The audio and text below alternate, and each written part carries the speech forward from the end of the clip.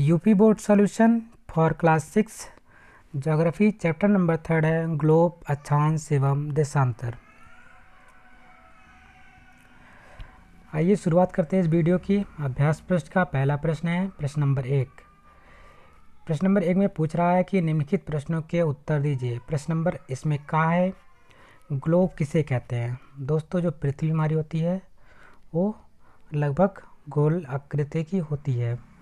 इसमें आप इस प्रकार से एक लाइनें देखते हैं, इसको हम बोलते हैं अक्षांश, और इस प्रकार से लाइनें खींची जाती हैं, इसको हम बोलते हैं देशांतर। ये हमारा अक्षांश हो गया, ये हमारा देशांतर है। ठीक है, यानी कि एक्स एक्सिस के जो परिता होता है उसको हम बोलते हैं अक्षांश। ये जो हमारी रेखाएं हैं अक्षांश है, और ये सीधी सीधी आपको दिखा रही है देशांतर रेखाएं होती हैं, और उनकी जो दूरी होती है हमेशा समान रहती है, ये भी ध्यान में रखेंगे। तो यहाँ पे पूछा जा रहा है कि ग्लोब पृथ्वी का लघु रूप में एक वास्तविक प्रतिरूप यानी कि मॉडल है। जो हमारा ग्लोब होता है वो जो हमारी पृथ्वी है उसका एक छोटे रूप में एक वास्तविक प्रतिरूप या मॉडल हम कह सकते हैं। ग्लोब स्थिर नहीं होते हैं। जो हमारा ग्लोब है एक स्थिर नहीं होता है। पहली बात तो ये थोड़ा सा झुका भी हुआ है 23.5 डिग्री, और ये क्या होते हैं, स्थिर नहीं होते हैं। इनको कुम्हार की चाक या लट्टू के समान घुमाया जा सकता है। हमारी पृथ्वी भी इसी प्रकार अपने अक्ष यानी धुरी पर घूमती है। ग्लोब पर महाद्वीपों, महासागरों और देशों को उनके सही आकार के अनुसार दिखाया जाता है। जो ग्लोब होता है जो उस पर हमारे महाद्वीप जो होते हैं, महासागर होते हैं और देश होते हैं, उनको सही आकार में उसमें दर्शाया जाता है। ये हमारी ग्लोब कहलाते हैं। प्रश्न नंबर खा है ग्लोब पर अक्षांश रेखाओं की संख्या कितनी होती है। तो दोस्तों, जो हमारा ग्लोब बनता है इस प्रकार से ग्लोब होता है, और उसमें पूछ रहा है अक्षांश रेखाएं यानी कि इस प्रकार से रेखाएं कितनी खींची जाती हैं। तो इनकी अक्षांश रेखाओं की कुल संख्या कितनी है, 180 है। ठीक है, 180 अक्षांश रेखाएं इसमें खींची जाती हैं इस प्रकार से। अक्षांश रेखा किसे कहते हैं, तो उत्तर में लिखेंगे दोनों ध्रुवों के बीच ग्लोब पर खींची गई काल्पनिक रेखाओं को अक्षांश रेखा कहते हैं। ये पूर्व से पश्चिम खींची गई हैं। और अक्षांश रेखा क्या होती हैं, इस प्रकार से हम एक लाइन बीच में खींचते हैं। जो इस प्रकार से रेखाएं यानी लेटी हुई रेखाएं होती हैं ग्लोब में, पूरब से क्या होती है हमारी इधर से पूरब से पश्चिम की तरफ ये खींची जाती हैं। आपको ध्यान रखना है, पूरब से पश्चिम की तरफ खींची जाती है। इस प्रकार से आपको खींचना है इसको। एक ऐसी रेखा होती हैं, एक काल्पनिक रेखाएं होती हैं, दो ध्रुवों के बीच ये खींची जाती हैं। अगला प्रश्न है देशांतर रेखा किसे कहते हैं। तो उत्तर में लिखेंगे दोनों ध्रुवों को मिलाती हुई खींची जाने वाली काल्पनिक रेखा को देशांतर रेखा कहते हैं। यानी जो हमारा उत्तरी पोल है और नॉर्थ पोल है, ये हमारा नॉर्थ पोल है, ये साउथ पोल है, यहाँ पे इनको मिलाती हुई जो रेखा खींची जाती है इनको हम क्या बोलते हैं, देशांतर रेखाएं कहते हैं। ठीक है,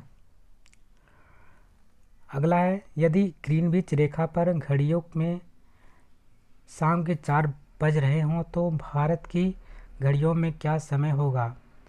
तो उत्तर में लिखेंगे भारतीय मानक समय ग्रीनविच मानक समय से 5.5 घंटा यानी 5 घंटा 30 मिनट आगे रहता है। अतः जब ग्रीनविच रेखा पर घड़ियों के शाम के 4 बजे होंगे तो भारत की घड़ियों में रात्रि के 9:30 का समय हो रहा होगा। यानी जो ग्रीनविच रेखा होता है वो भारतीय मानक के समय अनुसार 5.5 घंटे आगे होता है।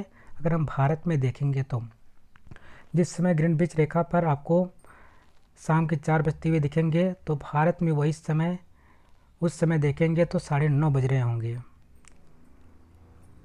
प्रश्न नंबर 2 है अंतर बताइए। इसमें से पहला है उत्तरी ध्रुव दक्षिणी ध्रुव में क्या अंतर है। तो उत्तर में लिखेंगे पृथ्वी जिस अक्षांश पर घूमती है उसके ऊपरी सिरे को उत्तरी ध्रुव और नीचे दक्षिणी सिरे को दक्षिणी ध्रुव कहते हैं। जो हमारी इस प्रकार से ग्लोब होता है तो यहाँ पे कुछ फंसा दिया जाता है जिसके परिता इसको घुमाया जाता है। ठीक है, तो जहाँ पे ये फंसी रहती है यहाँ पे तो ऊपर वाला जो भाग होता है हमारा उत्तरी ध्रुव कहलाता है और नीचे वाला जो भाग होता है उसको हम साउथ पोल या दक्षिणी ध्रुव कहते हैं। अगला है कर्क रेखा और मकर रेखा। तो उत्तर में लिखेंगे 23.5 डिग्री उत्तरी अक्षांश को कर्क रेखा बोलते हैं, जो हमारा इस प्रकार से ग्लोब होता है।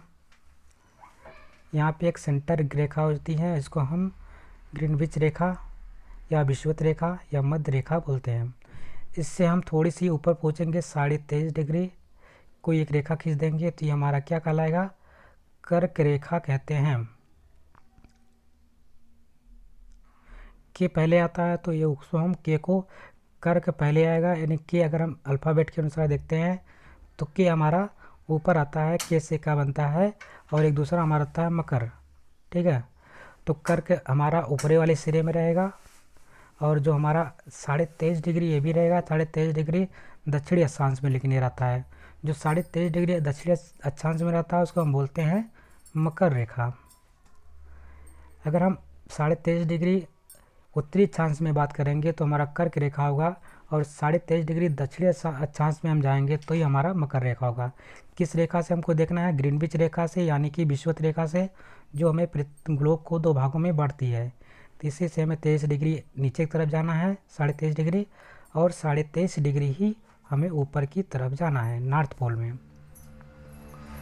अगला है 0 डिग्री अक्षांश और 0 डिग्री देशांतर में क्या अंतर है। तो इसमें लिखेंगे 0 डिग्री अक्षांश को भूमध्य रेखा और 0 डिग्री देशांतर को ग्रीनविच या प्रधान मध्याह्न रेखा कहते हैं। यानी अगर हम इस प्रकार से ग्लोब बनाएं तो इसको हम इस प्रकार से एक लाइन खींचते हैं तो 0 डिग्री अक्षांश रेखा को भूमध्य रेखा कहते हैं। जो 0 डिग्री अक्षांश रेखा है उसको हम क्या बोलेंगे, भूमध्य रेखा बोलेंगे। और इस प्रकार का हम सीधे लाइन खींच दिए और इस पे जो 0 डिग्री का कोण बनेगा उसको हम देशांतर को, इस देशांतर को क्या बोलते हैं, ग्रीनविच रेखा बोलते हैं, या इसको हम एक अलग नाम देते हैं जिसका नाम होता है प्रधान माध्याह्न रेखा के नाम से भी जाना जाता है। नेक्स्ट है आर्कटिक वृत्त और अंटार्कटिक वृत्त क्या है।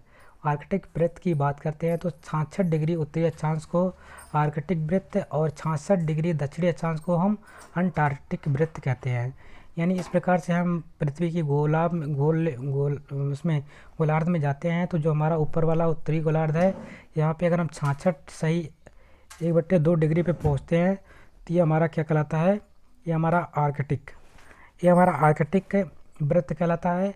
उसी प्रकार से हम जो भूमध्य रेखा है, भूमध्य रेखा से अगर 66.5 डिग्री पे पहुँचते हैं तो ये हमारा दक्षिणी अक्षांश होता है, और दक्षिणी अक्षांश को हम क्या बोलेंगे, अंटार्कटिक वृत्त कहते हैं। प्रश्न नंबर 3 है, सही शब्द चुनकर खाली स्थान भरिए। पहला पॉइंट इसमें दे रखा है, प्रधान देशांतर रेखा के ठीक विपरीत खाली स्थान देशांतर रेखा होती है। तो जो प्रधान देशांतर रेखा दोस्तों होता है इसको हम इस प्रकार से बोलते हैं, इसके ठीक विपरीत अगर पूछता है, ठीक है, तो 180 डिग्री देशांतर रेखा यहाँ पे होती है। यहाँ पे 2-3 पॉइंट दे रखे हैं, 180 भरना होगा, या तो 90 या तो 60, जो इसमें सही होगा वही भरेंगे। तो इसका राइट आंसर हो जाएगा 180 डिग्री देशांतर रेखा होती है, जो प्रधान देशांतर रेखा के ठीक विपरीत 180 देशांतर रेखा होती है। अगला है, अक्षांश देशांतर रेखाओं का मापन किसमें किया जाता है। तो जो हमारे अक्षांश होते हैं, देशांतर रेखाएं होती है, जिससे हम कि 23.5 डिग्री इस प्रकार से हम उसको बोलते हैं डिग्री में मापते हैं। तो इस प्रकार से हम कह सकते हैं जो हमारे अक्षांश होते हैं और देशांतर रेखाएं होती हैं उनको हम किस में मापते हैं, डिग्री में मापते हैं। तो खाली स्थान में क्या भर देंगे हम, डिग्री, जबकि 2 ऑप्शन और दे रखे थे, फीट और घंटा। अगला है, सभी देशांतर रेखाओं की लंबाई क्या होती है। जो सभी देशांतर रेखाएं होती है दोस्तों उनकी लंबाई हमेशा बराबर होती है। ठीक है। अगला है, शून्य अक्षांश रेखा को खाली स्थान रेखा कहते हैं। तो जो शून्य अक्षांश रेखा होती है, जो सेंटर में होती है, इसको हम एक और नाम से जानते हैं, इसको बोलते हैं भूमध्य रेखा। ठीक है, इस प्रकार से यहाँ पे हम खाली स्थान में क्या भर देंगे, भूमध्य रेखा भर देंगे। और इसी के साथ ये चैप्टर नंबर 3 भी कंप्लीट होता है। आशा करते हैं आपको वीडियो अच्छी लगी होगी। यदि वीडियो पसंद आई हो तो इसको लाइक करिएगा, शेयर करिएगा और चैनल पे नए हो तो चैनल को सब्सक्राइब भी कर लीजिएगा। मिलते हैं एक नए वीडियो में, तब तक के लिए नमस्कार, जय हिंद, वंदे मातरम।